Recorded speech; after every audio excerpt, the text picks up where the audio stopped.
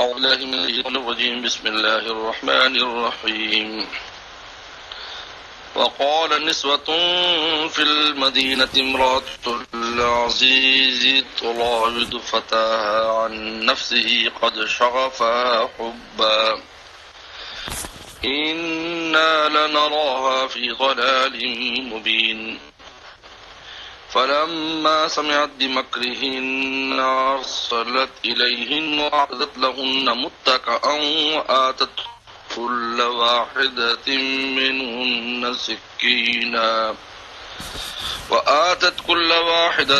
منهن سكينا وقالت اخرج عليهن فلما رأينه أكبرنه وقطعن أيديهن وقلن حاش لله ما هذا بشرا إن ملك كريم. قالت فذلكن الذي لمتنني فيه ولقد راودته عن نفسه فاستعصم ولئن لم يفعل ما آمره ليسجنن وليكون من الصاغرين. قال رب السجن أحب إلي مما يدعونني إليه وإلا تصرف عني كيدهن أصب إليهن وأكن من الجاهلين. فاستجاب له ربه فصرف عنه كيدهن إنه هو السميع العليم. ثم بدا لهم من بعد ما رأوا الآيات ليسجننه حتى حين. صدق اللہ مولانا العظیم.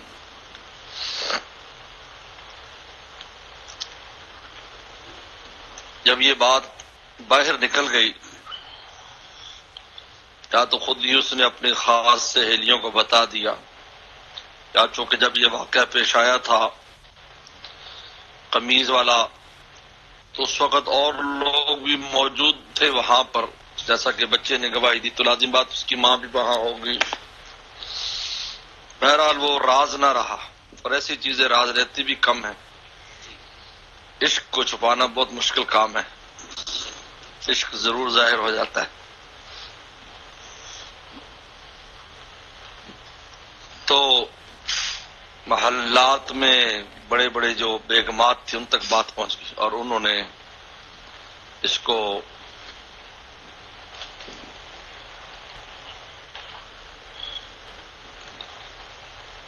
بات پہنچ گئی اور انہوں نے آپس میں اس کی بے وقوفی اور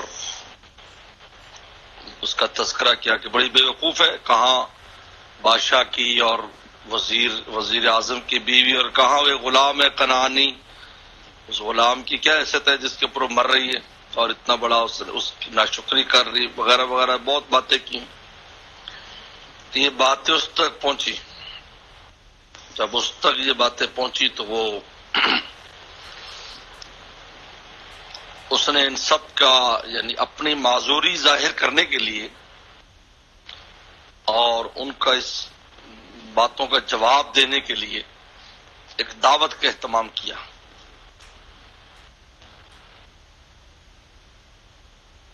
کہ میں ان کو بتا دوں کہ میں اس محبت میں مجبور محبت کیوں ہوں.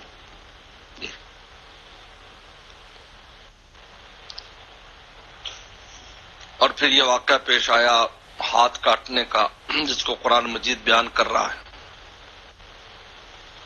وقال نسوۃ فی المدینہ، شہر میں عورتوں نے کہا، یہ عورتیں عام عورتیں نہیں تھیں،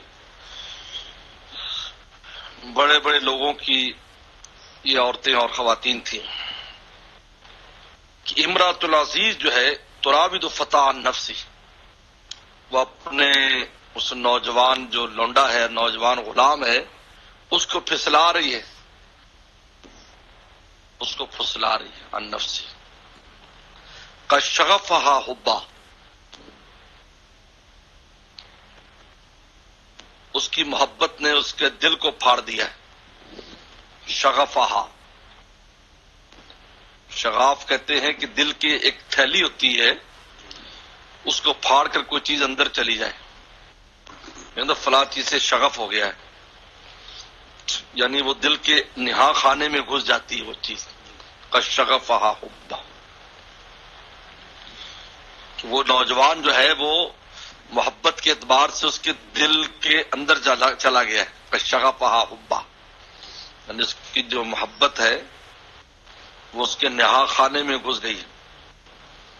شغفہا، شغفہ کا فاعل جو نا وہ یوسف السلام ہے، شغفہا حبا، ان کی جو محبت ہے وہ محبت کے اعتبار سے اس کے دل میں گھس گئے.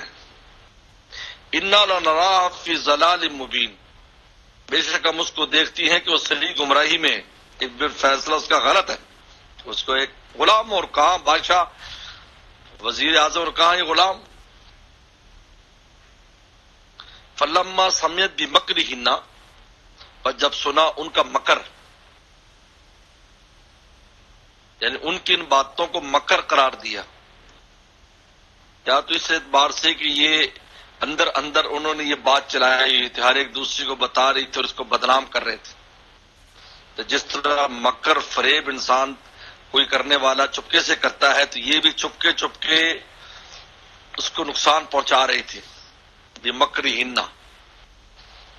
اور ایک تو یہ، دوسرا کہ وہ جب یہ کہانی سب کے سامنے آئی تو سب کو اشتیاق تھا کہ ہم بھی دیکھیں. اور وہاں شاہی خاندانوں میں بڑے ادب آداب ہوتے ہیں، یہ ہماری طرح نہیں ہے کہ گھر میں گھس گئے تو ادھر عورتیں گھس جائیں ادھر گھس جائیں، ایسا نہیں ہے.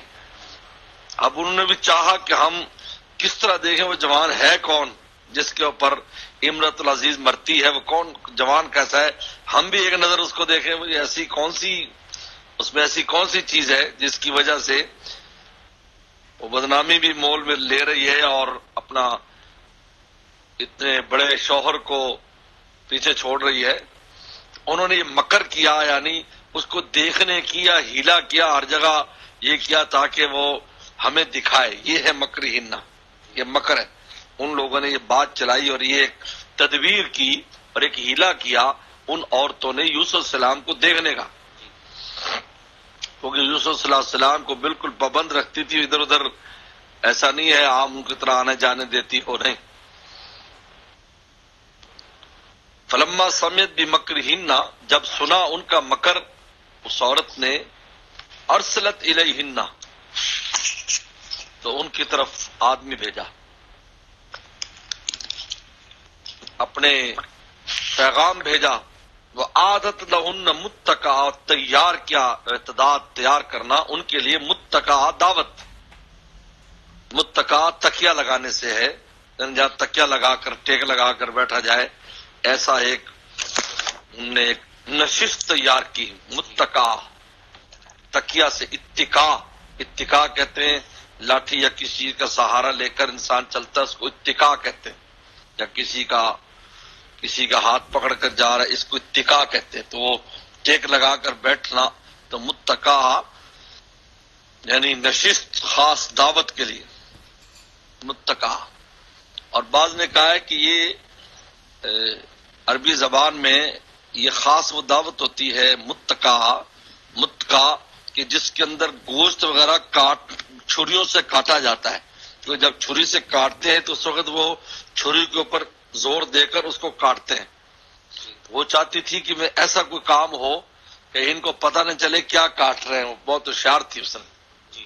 متکا، بعد نے متکا سے مراد یعنی یہ خاص دعوت ہے جس میں چھری استعمال کی جاتی ہے اس کھانے والی چیز کو کاٹنے کے لیے. گوشت جیسے عربوں کے اندر ایک یا وہاں ایک رواج ہے، جو گوشت ہوتا ہے تو اس کو چھری سے کاٹ کر ان کے کھانے کا رواج تھا. وآتت کل واحد منہن سکینہ، اور دے دیا ان میں سے ہر ایک کو چاقو، تیز دھار چاقو بھی دے دیے، اور ساتھ یہ کھانے کا وہ سامان رکھ دیا جو چاقو سے کاٹ کے کھایا جاتا ہے. یہ یاد رکھو، یہ متکا میں یہ اور آتت کل واحد سکینہ میں جوڑ ہے. یہ خالی عام نشست نہیں بلکہ اس نشست میں جو کھانے کی چیز تھی وہ تھی جو چھری سے کاٹی جاتی تھی، جس میں دونوں معنی ملحوظ ہو جاتے ہیں.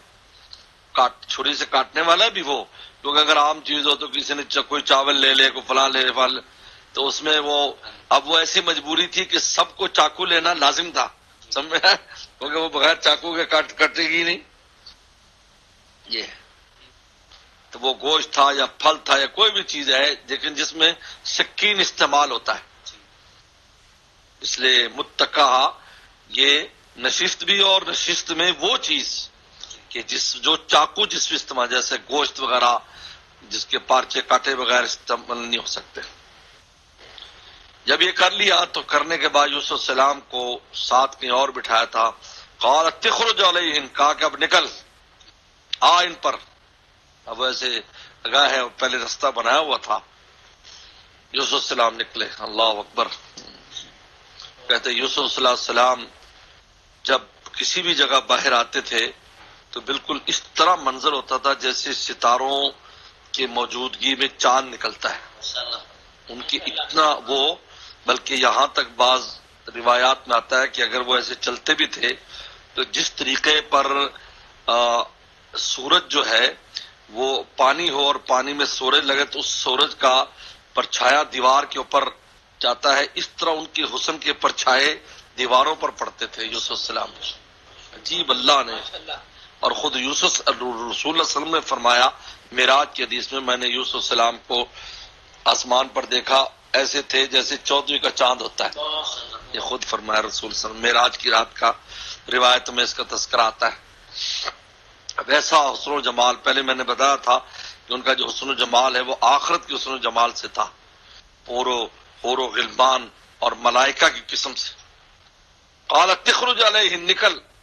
فلما رہینہ، جب ان عورتوں نے ان کو دیکھا، اکبرنہ، مبہوت ہو گئیں. عظمنہ، اکبرنہ عظمنہ، اتنی عظمت قلب میں آ گئی تو مرعوب ہو گئیں اور مبہوت ہو گئیں. اکبرنہ کہ وہ انہوں نے ان کو بڑا عظیم جانا کہ دل گرفت کر لی، دل پر گرفت کر لی یوسف صلی اللہ علیہ وسلم نے. قطع نہیں دیا، انہوں نے اپنے ہاتھ کاٹ لیے. بجائے گوشت کاٹ رہی تھیں اور پھل کاٹ رہی تھیں تو ان کو جو دیکھنے میں ایسی مبہوت ہوئی کہ وہ تو بجائے پھل کے اپنے ہاتھوں پر چھریاں چلا لی. اور احساس علم بھی نہیں ہوا، کہ درد بھی نہیں ہوا، کیونکہ ان کا قلب اس قدر مشغول تھا یوسف صلی اللہ علیہ وسلم میں کہ ان کو تکلیف کا احساس نہیں ہوا. ان کو تب اس کا ادراک ہوا جب خون ٹپکنے لگا. جب دیکھا یہ کیا، یہ تب دیکھا سب کے ہاتھ کٹے ہوئے، خون جاری ہے. ہاتھ انگلیاں علیحدہ نہیں ہوئی، ویسی تھیں لیکن جگہ جگہ پر ہر ایک کے ہاتھ پر چھری لگ گئی. تیز تھی. وَقُلْ حَاشَ لِلَّهِ، کہا کہ حاشا للہ، اللہ پاک ہے. ما ھذا بشرا، یہ انسان ہی نہیں ہے، یہ انسان نہیں. کیونکہ یوسف صلی اللہ علیہ وسلم کا اگرچہ حسین و جمیل تھے لیکن ان کی حسن میں پاکیزگی بہت تھی، اگلے کے اوپر بھی اس کا اثر ہو جاتا تھا. کیونکہ من قسم الملائکہ تھے. ما ھذا بشرا، فرمایا یہ انسان نہیں، یہ تو انسان ہی نہیں ہے. اتنا حسن و جمال، اتنا خوبصورت اور اتنا معصوم اور اتنا پاکیزہ کہ اتنی کوشش کرنے بدنامی مول لے لی لیکن یہ قریب نہ آئے. اتنی جتن کیے زلیخا نے. حاشا للہ ما ھذا بشرا، یعنی اللہ پاک ہے. حاشا اللہ، اللہ پاک ہے جس نے ایسی صورت بنائی. ان ھذا الا ملک کریم، یہ نہیں ہے مگر ایک بزرگ فرشتہ. یہ تو بزرگ فرشتہ معلوم ہوتا ہے، پاکیزگی تھی ان میں. یہ فرشتوں کی طرح، یہ تو اس قدر حسن اور پھر اس قدر اس کے ساتھ نزاہت اور پاکیزگی. ورنہ حسن ہوتا ہے تو اس کو اللہ معاف فرمائے کہاں کا غلط استعمال کرتا ہے. بس اس کو موقع مل گیا اب اپنی معذوری ظاہر کرنے کا اور مجبور محبت ہونے کا عذر. قالت فذلکن الذی لمتننی فیہ، اسی کے بارے میں تم مجھے ملامت کرتی ہو کہ یہ تو اس پر مرتی ہے. دیکھ لیا تم نے کیا حال ہوا تمہارا؟ تم نے تو ابھی ایک نگاہ دیکھا، میں تو رات دن دیکھتی ہوں، تو میرا کیا حال ہے؟ تم مجھ سے اندازہ کرو، ابھی تم نے تو ایک جھلک دیکھی ہے کیونکہ ایسے گزر کے چلے گئے. کہا کہ تمہارا یہ حال ہے تو پھر میرا کیا حال ہوگا؟ اگر انسان مسلسل کسی چیز کو دیکھتا ہے تو اس کی محبت میں تو ویسے ہی مبتلا ہو جاتا ہے.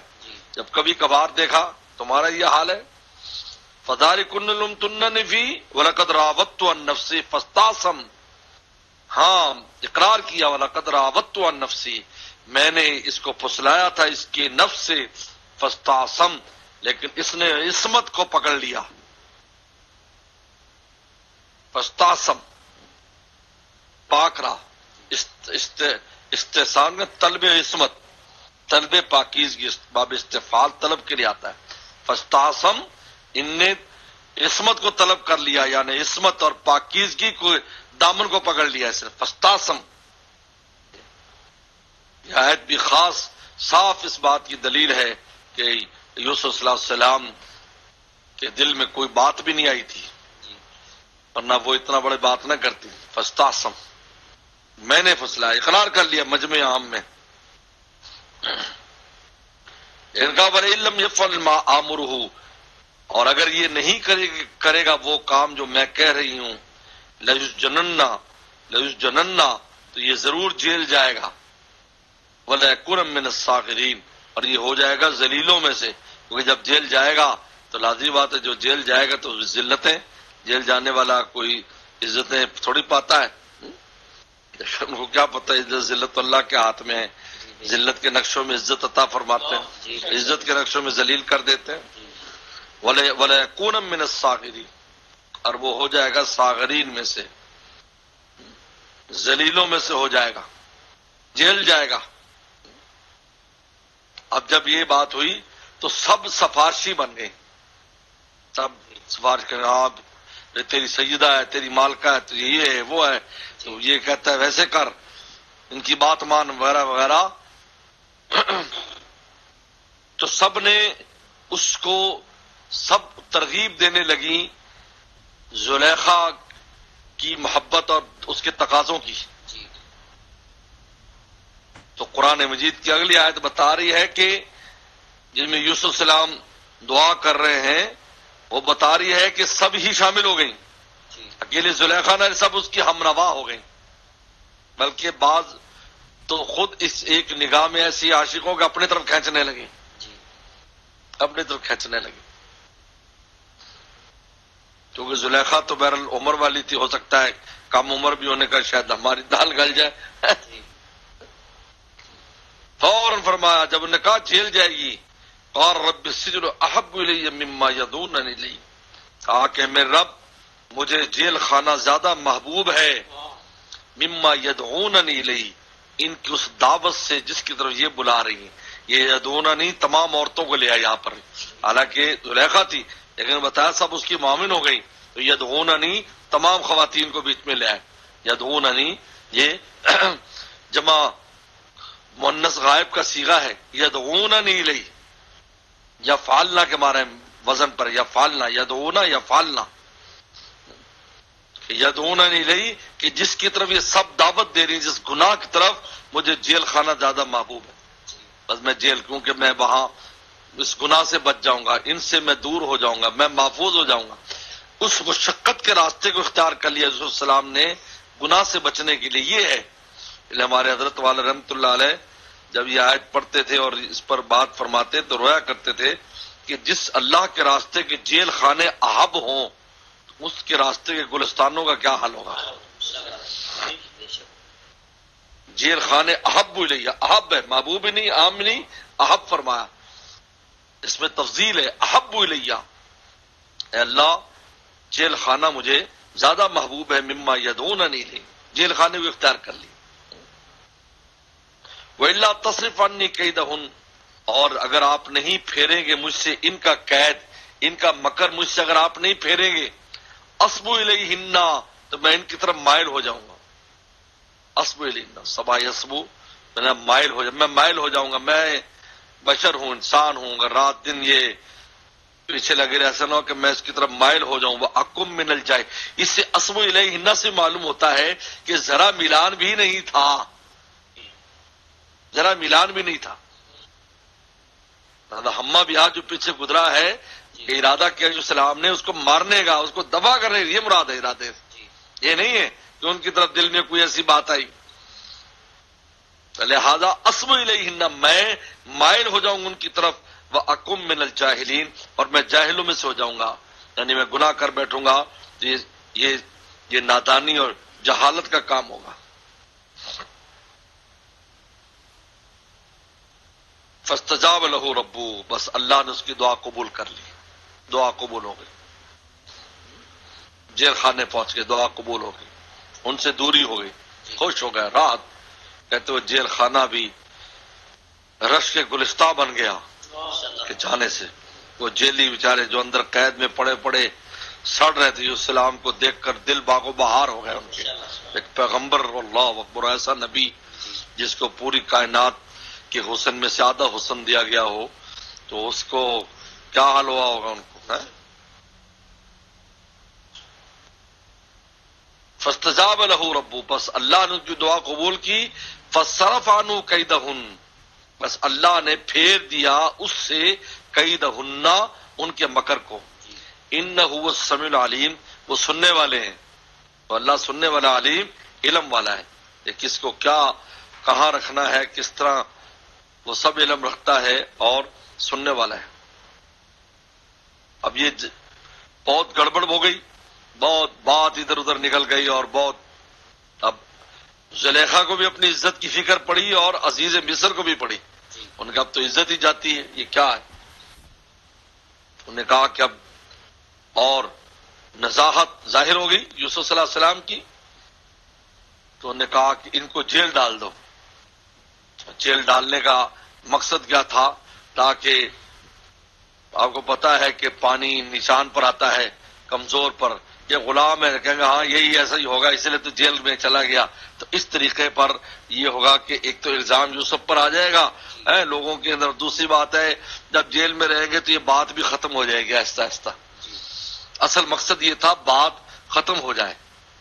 یہ ایک ہنگامہ اور ایک شور اٹھا ہے، یہ شور اور ہنگامہ ختم ہو جائے، اس لیے ان کا ان کو جیل ڈال دو.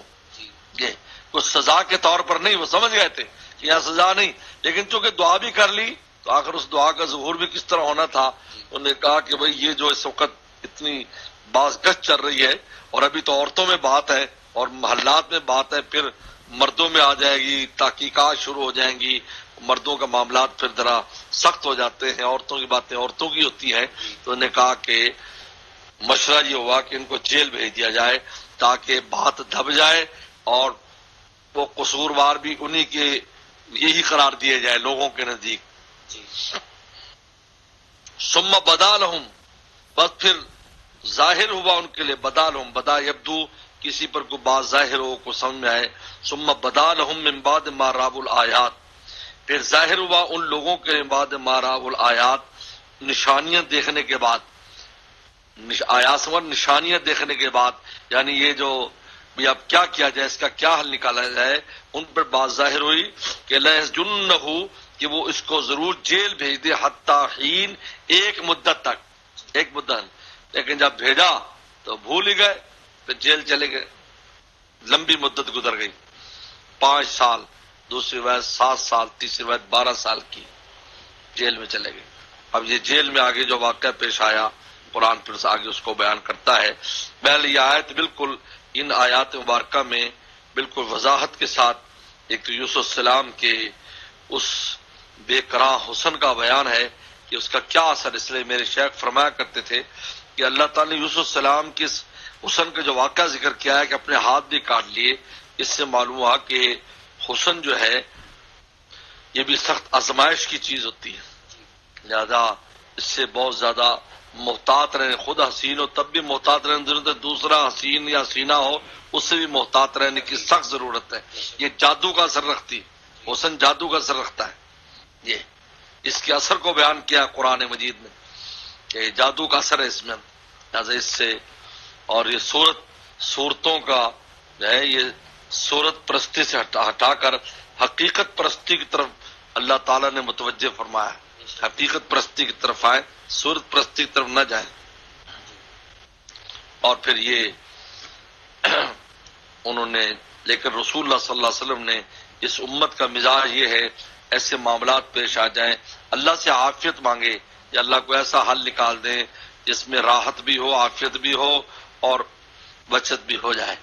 اس لیے آپ نے اپنے چچا عباس رضی اللہ عنہ کو 3 بار یہ نصیحت فرمائی کہ آپ اللہ سے عافیت طلب کیجیے، عافیت طلب کیجیے، عافیت۔ عافیت کا مفہوم یہ ہے کہ دنیا میں جو ہے وہ خطرناک بیماریوں سے حفاظت ہو اور گناہوں سے حفاظت ہو، اور آخرت میں دوزخ سے حفاظت ہو اور جنت میں داخل ہو۔ واہ خدا